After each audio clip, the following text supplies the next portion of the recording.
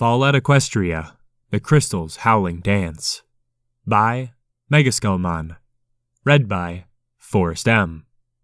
Chapter 13. Death or Victory. Death or victory? What would be the time to know? The past. How does one know the past? The past was said to be peaceful and full of love and happiness. But then, why did this war start? Was the world so full of happiness that death was needed to come next? It's something that many have been asking since the war itself. What could it be that wished to cause it? I looked through the ruins of every house, building, and store. Most would see that peace was wanted in this time, but peace would never come. It was mostly either death or victory. But a victory was never going to happen that easily, it seems. Victory was a story that will be another time. With time, war may happen again down the line, but this war that happens could be stopped before magical bombs of death are thrown everywhere. The idea of war seems to be in the minds of many in this new world. Victory on the minds of many, and death on those that wish to have peace. But most of the time, they will never see it. Day 35, POW Camp. I closed my eyes, knowing I had no time to move away from the blast of Silver Gunner.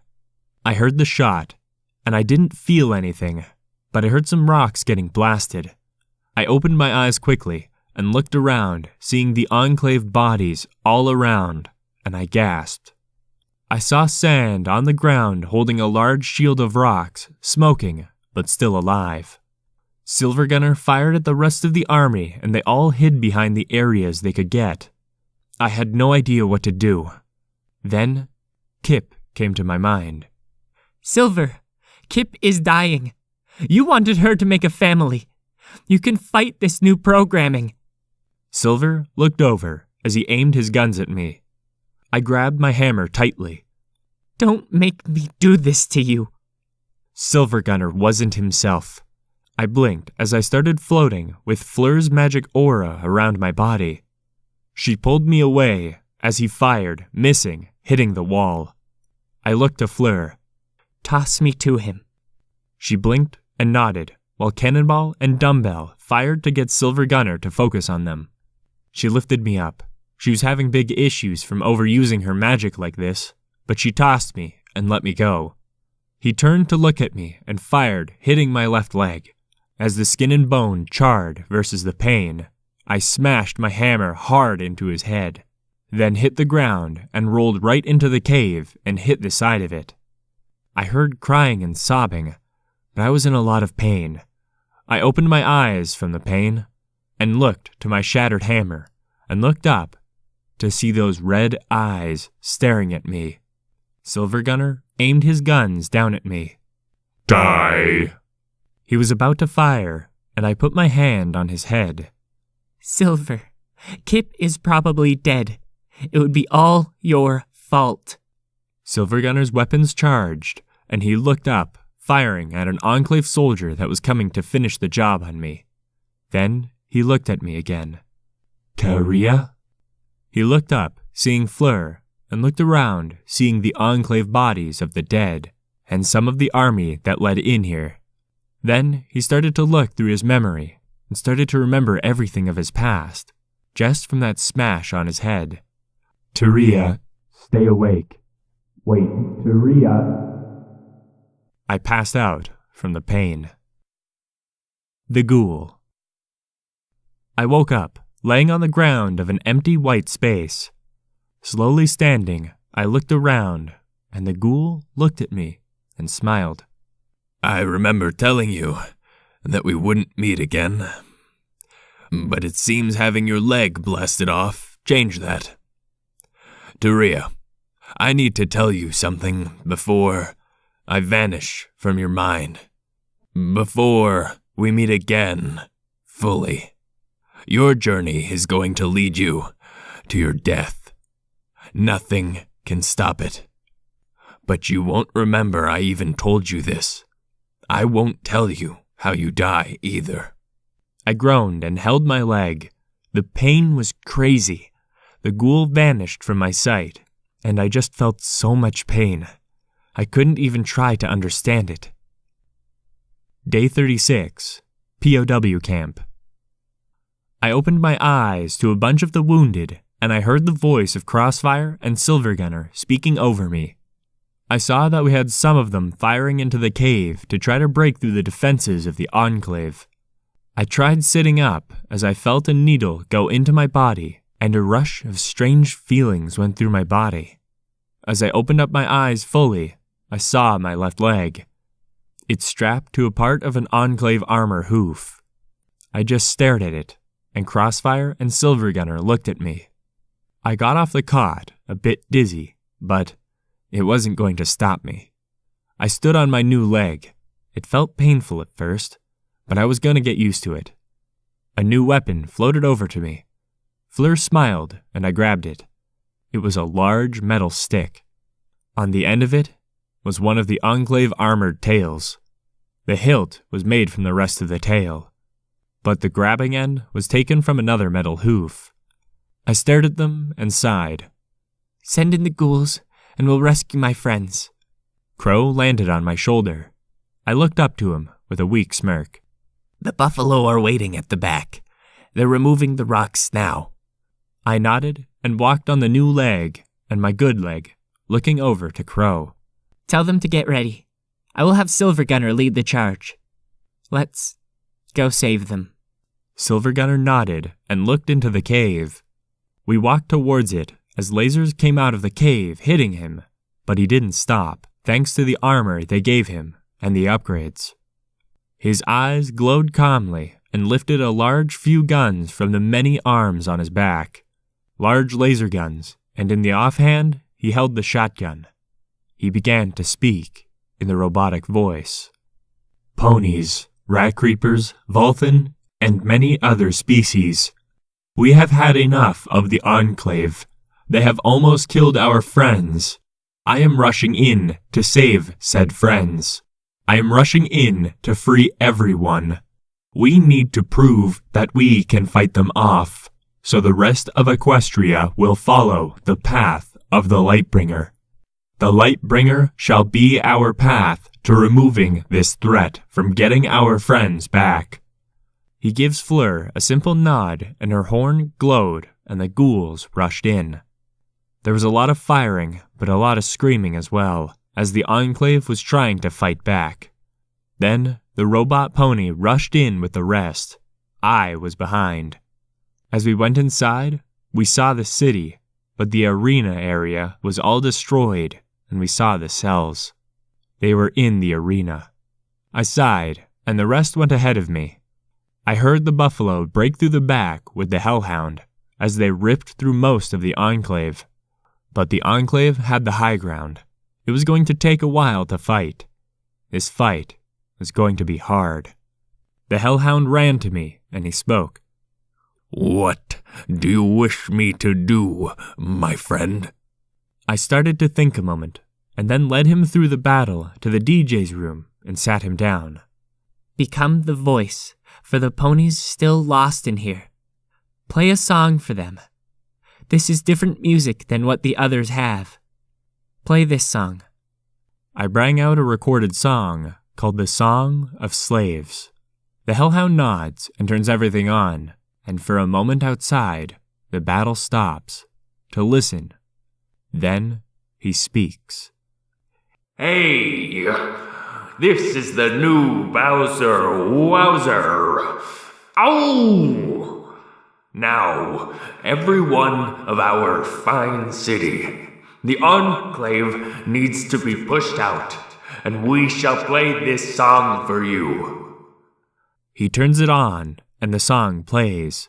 As the song plays, the army fights off the Enclave, and the Enclave fights them off themselves. The buffalo used the weapons that the ponies gave them and did their best to push them away. Rat Creepers and their leader. As the song plays, the Rat Creepers fought amazingly with their leader Cannonball.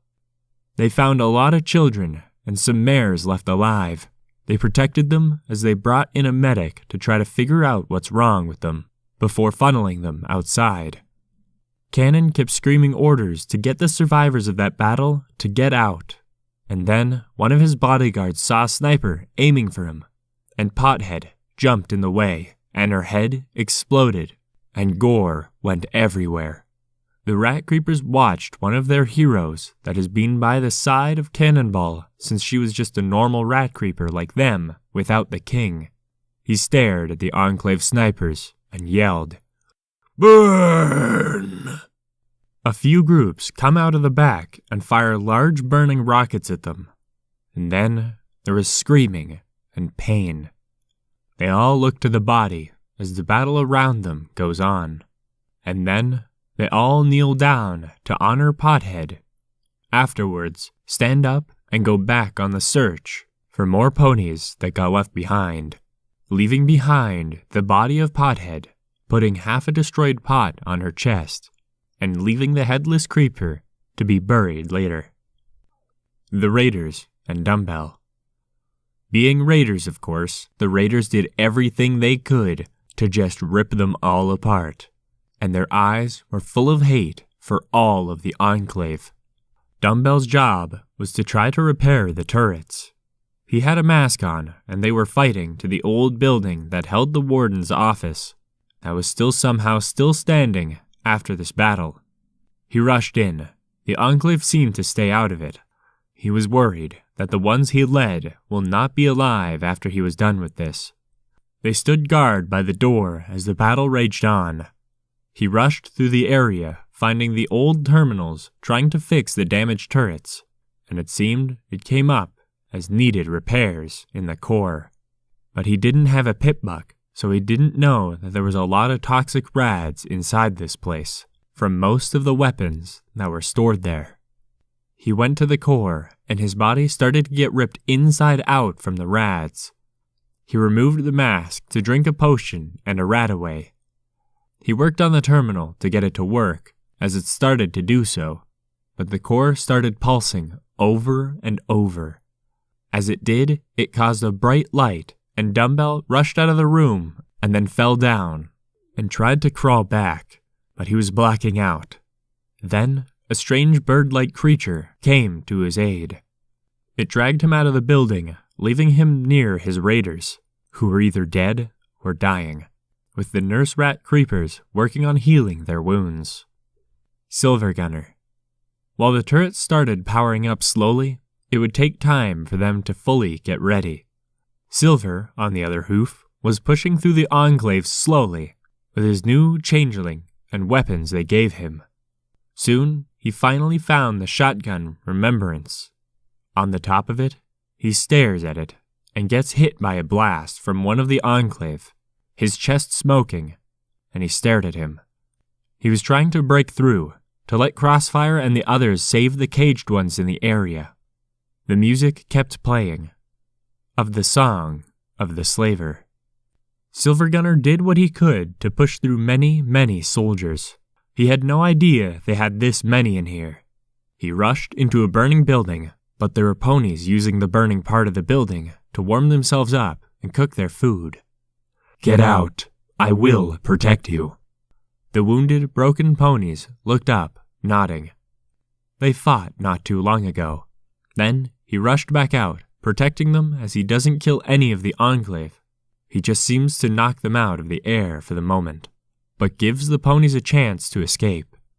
It seems, no matter how many fought, the ponies that lived here found so many places to hide. He looked back, seeing them all rushing to the army that is slowly falling. He had to wait for the turrets to start up so they could help clear the area. A large stomp comes from behind him. He turned to see a reprogrammed RA Proto with new armor and weapons, staring down at him, ready to attack. The two robots got ready to duke it out. Crow. The changeling was searching for more ponies to save. He could smell many that seemed to have been killed, and found a building with a nurse and a creature for all the wounded here. The nurse lifted her gun with her magic. She looked at Crow, who changed into his true form and looked at her. Listen. He looks to Bulwark, who's on one of the beds, wrapped in bandages, and seemed to be resting. We will save you. Suddenly, an Enclave soldier rushed in and aimed for the nurse. Crow used his magic and started to literally suck the love out of the Enclave. They fell to the ground, dead, drained. I will stay and protect you. But we are freeing you all. The nurse nodded. But how did you stay away from the Enclave? They would normally kill you. The nurse sighed. We know every building and how to get to them. They never searched over here on the east side of the city. I brought as many of the wounded over as I could.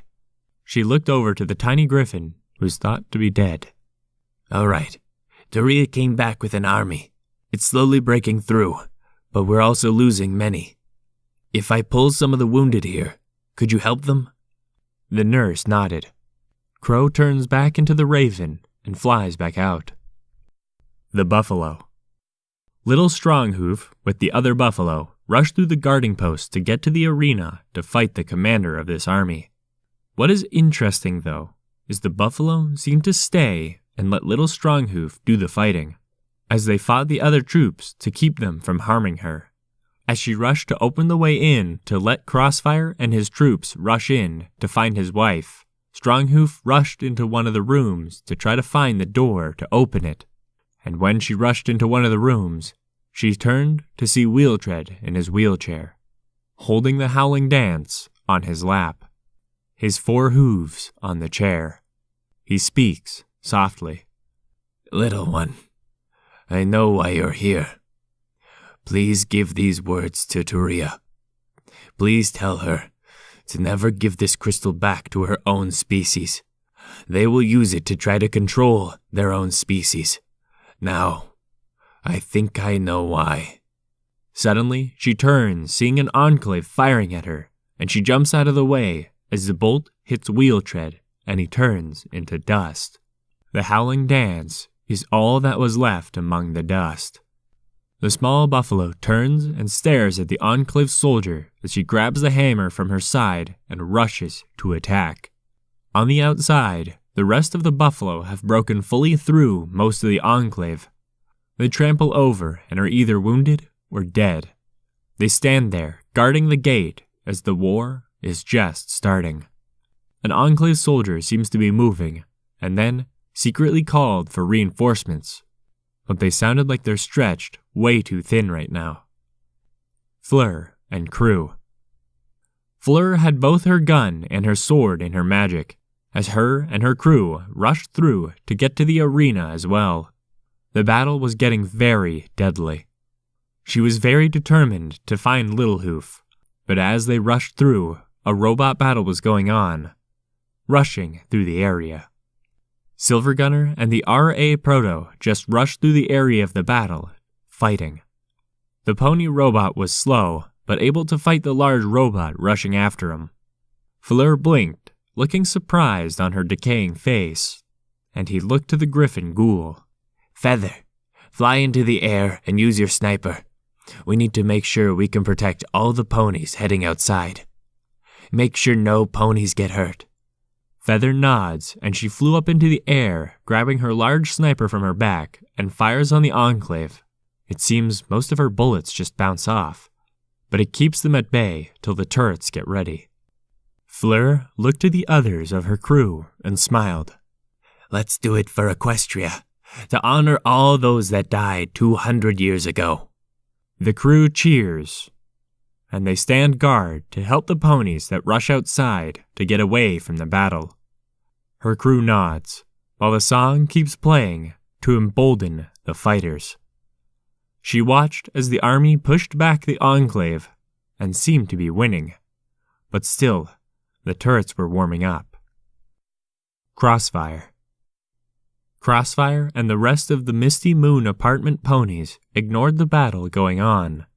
They trotted past the Enclave fighting the army. The only time they stopped was to see Silver Gunner and R.A. Proto having a large battle of a small robot versus a semi-giant robot. Silver had the upper hoof because he was smaller, but it would take him a while to whittle down the armor of the other.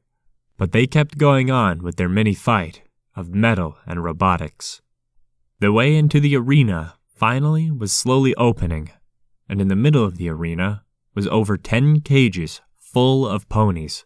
A teal mare is what he wanted to save, but she wasn't there, not even Shadow, or Little Hoof. But he looked up, seeing an Enclave pony in commander armor. She had the 3 chained, and she took off the helm with a smile. Looking for these? I figured this fake war would be to get these ponies free. Kip looked very skinny and weak. She gave Cross a weak smile. Then she spoke. I am not worth it. I am not. Kip would weakly say. Cross's eyes were full of anger. She wanted to save his wife, but he didn't know how to do it with the 3 held by her. And he then noticed 4 troops on either side, ready to fire. Surrender. I will let these 3 live. Let the Enclave keep this as a base, a hoofhold in the wasteland to cleanse it of you tribal children. So drop your weapons, and they'll go freely. While they were speaking, Kip's horn calmly glowed, trying to take the keys. If I surrender, will you let them go? The mare smiled and nodded. I give you my word. Cross and his ponies set down their weapons. Good stallion. Then, suddenly, she would stab her scorpion stinger from the armor into Kip's back, and her eyes go wide. As Shadow looked up with much anger in his eyes, but all that was seen was the surprised, angry look on Cross's face. As she watched his wife smiled weakly in pain, and then the stinger pulled out of her back, and she dropped from the stands to the ground with a thud. Blood pooling from her body. Then Cross yelled out, "Kip!" It was loud enough that the entire battle halted for a time. All looked at the arena. Even the Enclave looked with horror, and some looked with giddy. But the one that they would have to worry about, they would hear a howl echo through the city. A howl of anger. A lot of anger. The music played around me while I watched the battle go on, and then I looked to see that they had cameras to look around the city. Old ones, but I looked through, seeing the arena and seeing Kip, Shadow, and Little Hoof. I looked through more of the cameras, seeing Pothead get her head blown off. I sighed, knowing there would be death. I watched as the creepers protected many ponies. I watched the buffalo break their way through to the arena to keep the way in protected. I changed to see Wheeltread trying to speak to Little Stronghoof, and then getting killed. Then I saw the little buffalo killing the Enclave soldier with her hammer and opening the gate. I watched Dumbbell and his men get slaughtered, but seeing he did his job, and watched him now slowly die from rat poisoning. But some seemed to be alive, trying to keep him alive. I saw Fleur and her crew doing an amazing job, and then going back to the arena. I watched the exchange between the commander and Crossfire, and watched them lower their weapons, and then watched as the tail stabbed into Kip's back, and fell to the ground from the stands with a thud. My eyes went wide. My anger grew, and I grabbed the table near me. With a punch, it shattered a bit. I then howled, full of anger. I walked out of the DJ booth, and the Enclave backed up as I came up the battle, stopping even between the 2 robots. I stood there in the middle of them all. The only group that refused to stop fighting was Fleur and her crew. Her sniper kept blowing the heads off of Enclave soldiers that aimed at me. I spoke. Ponies, it echoed. Griffins, Minotaurs, all of the other races. Sent back 200 years because of ponies of the past. My kind created because of your war between zebras and ponies. You swear you want to bring peace, back to Equestria, but all I see is you want to control it. Look at the Lightbringer. She's trying to protect it from fools like you. Same with security. I am nothing like those two. They're bigger players. I never wished to be a hero, but fate turned me into one. I used to hate ponies. I used to hate them for what they did to this land. I walked closer, putting my paw hand on a buffalo's head, patting it calmly as the back of my neck was bristled and the fur stood on end. I came back here to free those that you captured. At first, I didn't care what happened to the lives of you ponies. Then I was forced into your little pity parties. I hear about you and how warlike you are, like the ponies of old. None of you deserve to live only with the ones that run and tell. The others to never return here. I will ask never to be killed. An Enclave soldier charged me, and I grabbed my weapon that had the scorpion stinger from the armor of an Enclave soldier on it, on the end, and blocked it. I stared at them with great anger. I smashed it across their head, and then forced them to the ground, smashing over and over, as they tried to struggle to get up, but I kept smashing till there was a sickening crack of their skull. I looked back up with a smile. See? I am nothing like the Lightbringer. I don't care who gets in my way to save who I care about. Another life of a worthless pony. I put my new metal hoof on the Enclave's head and smashed it, walking into the arena. You hurt Kip. Maybe even killed her. You are my target. I am already an outcast of my species. I'm not even a pony. I will not take heart into killing you. For you are those of the past, and you belong there like the rest. So die and become dust like the past, or trash like you belongs. The Enclave commander started firing at me, and I was able to make it to the other end. As she screamed, "To those that don't keep fighting, I will kill you myself!" Soon after those words were spoken, the battle started up again, and Crossfire and his troops rushed to the cages to get the other ponies out, while the buffalo rushed into the arena to protect them and fired at the Enclave soldiers that didn't run. I wanted the commander to myself. I watched her fly into the former room of Wheeltread, and I rushed after her. She opened the case that held the Howling dance and carried it into her mouth, and I chased after her up the stairs that were in the arena area that led to the very top of the mountain. It led to a set of guard towers that connected by one bridge. She stood there holding the orb in her mouth and put it down on the bridge. I don't know what's so amazing about this orb, but she told me a lot about it. It seems important to you. I blinked, looking at the orb as it glowed brightly, and it called to me, but I had to ignore it. But it was going to affect her if she kept it too close. I looked back to her calmly and smiled. You left your troops to die. To the ponies and creatures of the wasteland, I am going to kill you. I held my weapon, getting closer as she picked up the orb again. I noticed it was starting to affect her slowly. She was holding it in her very mouth, on her skin. Then she set it down again, and I stared at her. Your Lightbringer is going to fail at saving this wasteland. All the ponies of this world know is killing death. All the hay know is... The orb started to glow brightly as she started coughing up the blood because of the radiation of the gem. It was getting very clear the orb outside of its case could affect ponies very easily with touch. What did you do to me? She coughed more and more, and her wings fell off, literally. She gasped, looking at herself. As the fur started to fall off, with her skin turning into bones, and then dust. I looked at the orb and went to grab it and pick it up. And then it started to affect me.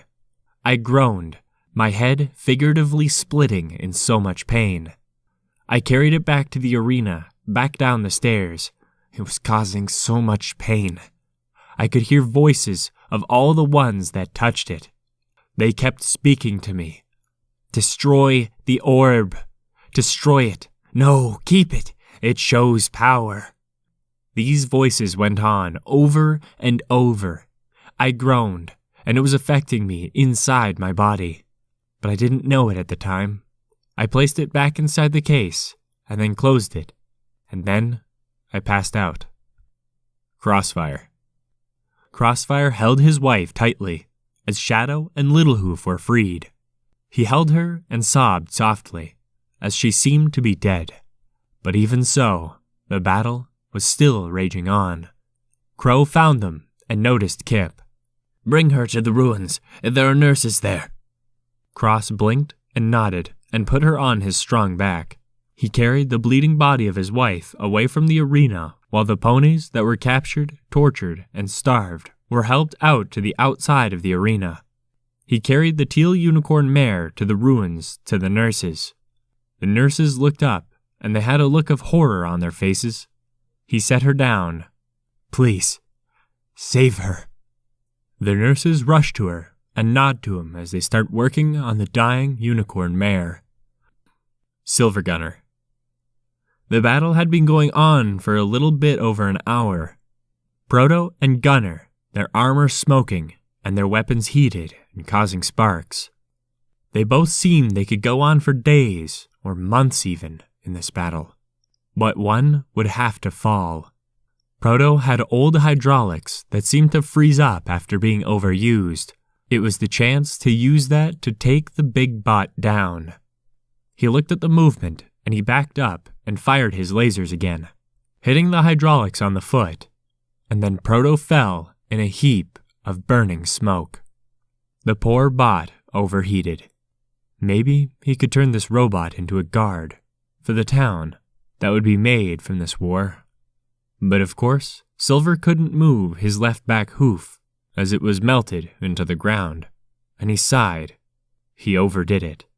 That the new armor that was put on him seemed it couldn't withstand it any longer.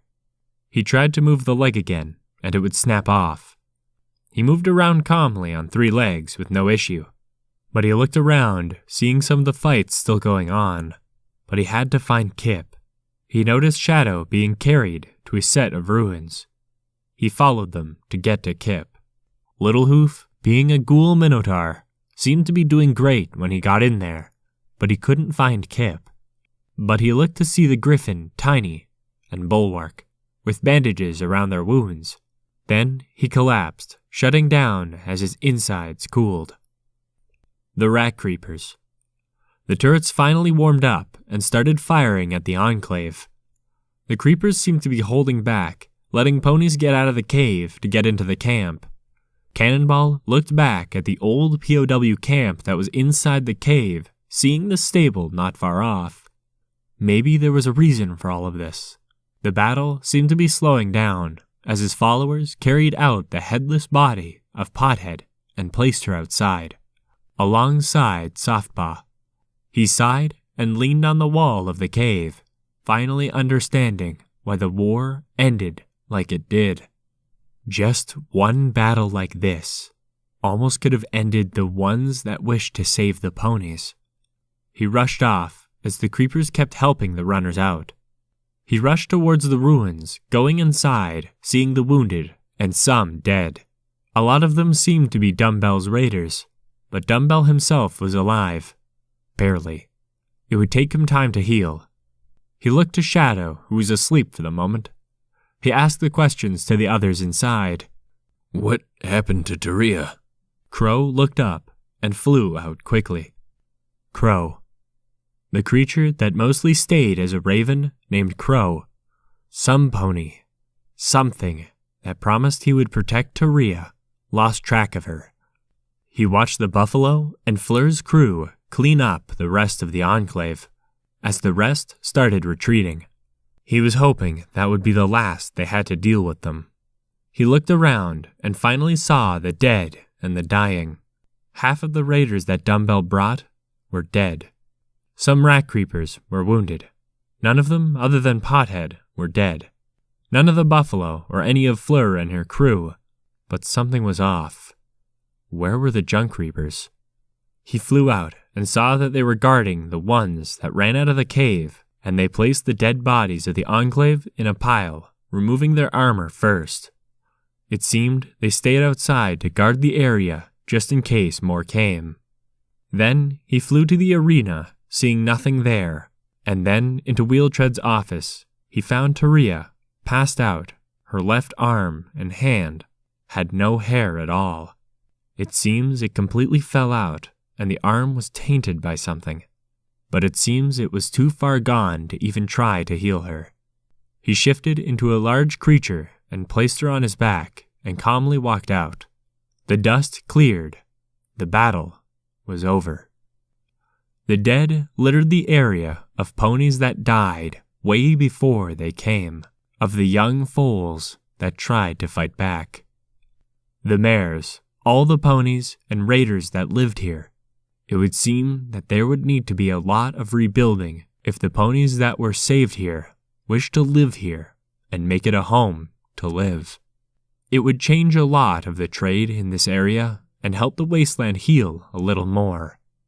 He carried Taria to the nurses in the ruins of the clinic and set her down on a cot. He found that he would have to watch her till she woke up. Day 37, POW Camp. I opened my eyes and saw the sky, but the clouds were still there. I was hoping to see the sun or the moon, but I noticed my arm was wrapped in a magic bandage to try to heal it. Then I thought of Kip. I tried to get up, but Fleur kept me down. Shh, rest. You absorbed a great deal of something that is a bit like the taint they told me about. Also, the battle has been won. I smiled weakly, looking towards a hill that had the former slave quarters, and there were 4 gravestones. I stood up, since I was allowed to, and she helped me to them. I looked at the graves. I saw the one that was Pothead, and on the gravestone was her pot. Then Softpaws, and Dumbbell's nameless second in command, that he called Lifter, and Wheeltread. It said, he finally can rest in peace. What about Kip? I asked. Fleur gave me a soft smile as I leaned on the lanky ghoul mare. She was stronger than she looked on her 4 hooves. She's coming along great. So are Tiny and Bulwark. Then I turned, and every pony and creeper along with the buffalo started cheering when they saw me. Was I really a hero? Was I really the one that helped them? They need a leader, Taria. The ponies of this city are going to need a leader. Fleur softly said to me. Why not the hero that freed them from Wheeltread, and then the Enclave? I looked at them. All tears fell from my eyes. I was given the Howling dance in its casing. Silvergunner read my mind, it seemed. He brought the larger case. I placed a smaller case in it, and then I placed my broken hammer, my broken SMG, and the sword that caught on fire. It was stomped on by the buffalo, and half of it was shattered. It was a reminder of what took us to free this place. I was also given the zebra pistol. I decided for the time being to place it in the case with the other weapons, along with the large Morningstar-type mace I was given with the scorpion tail. I placed it in there. There was a laser on the case plaque. It said, Freedom. Cannon spoke up. Let it be known, if it wasn't for Taria, a small hero, even if just a small hero for small things, a small hero can make a big difference. All cheer for her. They all cheered, stomping their hooves, and all I could hear was my name being said as a hero. I didn't wish to be one the first time. Now I am to many ponies and whatever creatures that wish to live here. This former POW camp that would hold a thriving wasteland home. But it would take time to rebuild and make it what others would want. I closed my eyes, and all the cheers kept filling my mind. For once in my life, I was full of happiness and peace.